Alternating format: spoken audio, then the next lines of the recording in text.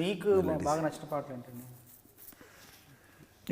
అంటే అంటే నేను రాసేనని కాదండి, నేను మంచి ట్యూననే దేవుడే పాట నాకు బాగా ఇష్టం. అంటే నేను లిరిక్ పక్కన పెట్టండి, దేవుడే చాలా మంచి.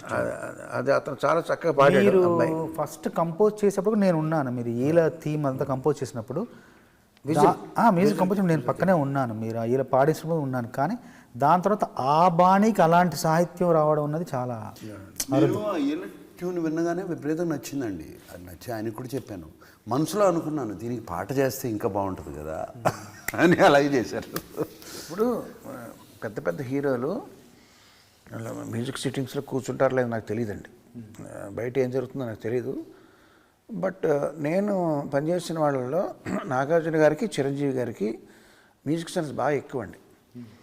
ఎక్కువ వాళ్ళు ఒక్కొక్కసారి కంపోజింగ్స్లో కూర్చుని నాకు ఇలా కావాలండి ఇలా అని అడిగిన సందర్భాలు ఉన్నాయి. కానీ అది ఎప్పుడు కూడా మ్యూజిక్ డైరెక్టర్ని ఇబ్బంది పెట్టే విధంగా అడగరండి. ఫ్రీడమ్ ఉంటుంది, బట్ దానికి రీజన్ చెప్తారు.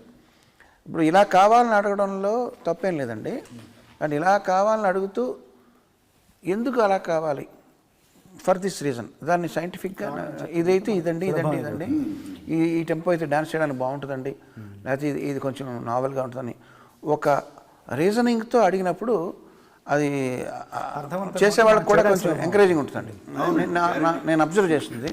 మనకి నా సామిరంగా సాంగ్ అదే కదండి, నాకు అది అంత లేదు అక్కడ సీను, ఇక్కడేమో వారలాగా ఉంది. కరణమ్మ కూడా చిరంజీవి గారు బంగారు కూడా పాట చేసేటప్పుడు అలాగే అడిగారండి, ముందర ఏదో ట్యూన్ చేస్తే ఇది కొంచెం స్టెప్స్కి అనుగుణంగా లేదండి అని ఆయన ఎక్స్ప్లెయిన్ చేసి స్టెప్స్కి ఆయన డాన్స్ అనుగుణంగా ఈ బీట్లో కావాలని ఎక్స్ప్లెయిన్ చేస్తారండి.